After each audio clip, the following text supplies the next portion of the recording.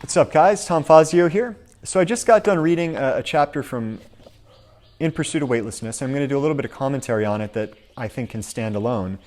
The chapter that I just read was From Businessman to Beast. I do have that read, and you can find that in the playlist. And the chapter is about rapid body transformation, gaining a lot of muscle very quickly. And I focus essentially on the sweet spot between getting both stronger and establishing a bit of hypertrophy, which gives you that strong muscular look.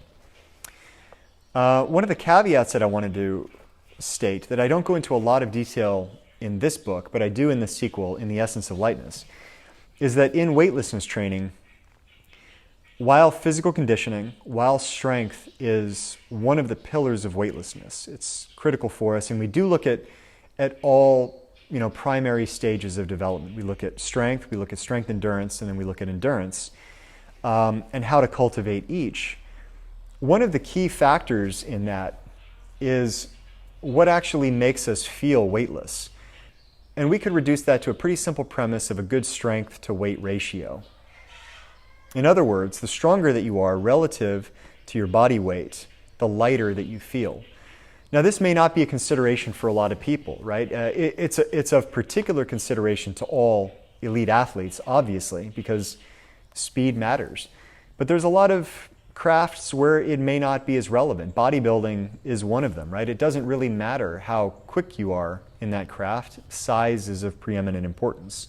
And so this matters a great deal where you're getting your advice. So if you're getting your training advice from bodybuilding magazines or coaches who emphasize the bodybuilding methodology, higher rep ranges, for example, where you may not be maxing out on your strength factors, or maybe where you're even focused on adding as much muscle as possible, you might consider this at cross purposes with being weightless or having a great strength to weight ratio.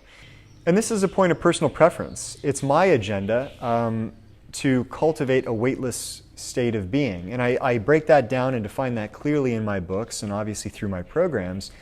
But essentially, we're looking for mental and physical unburdening, right? Psychological unburdening through meditation that allows us to non-attach or dissociate from negative triggers or attachments. And physically, through becoming stronger and lighter at the same time, becoming leaner and also stronger.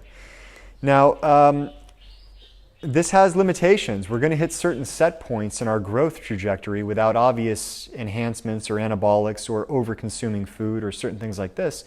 But it's much more of the weightless state of mind and the weightless warrior's objective to be constantly ready, not to maximize muscle gain or growth.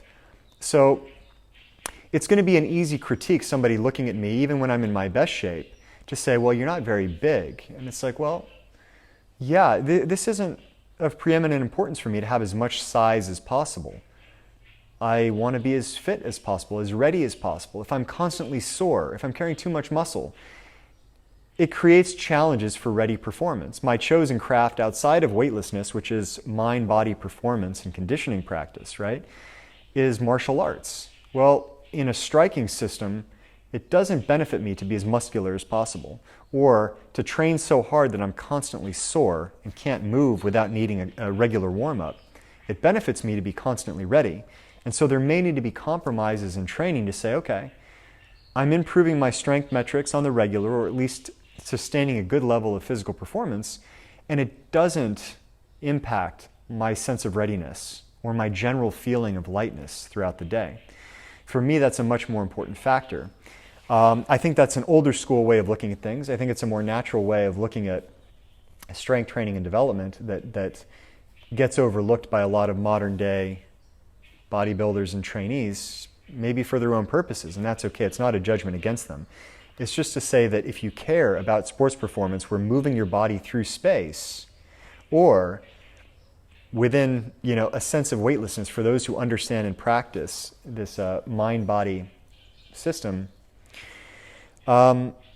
we've got other priorities, right? And it becomes more of a holistic practice. It becomes more of an embodied state that we are trying to achieve. This regular practice of not feeling weighed down and light. it becomes much more of a lifestyle practice. So yeah, so I only say that to say, guys, if you're training, it's fantastic to get stronger.